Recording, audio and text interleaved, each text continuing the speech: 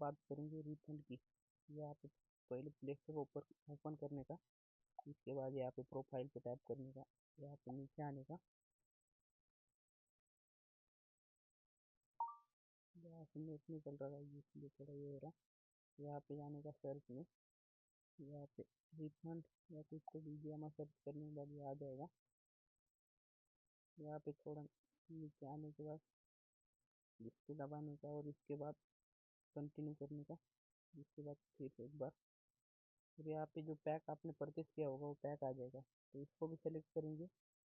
यहाँ पे ऊपर वाले दबाने का, यहाँ पे डालने का बीजीएमआई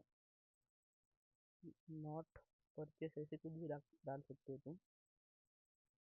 और यहाँ पे ये करने का, इसके बाद एक और बार ये,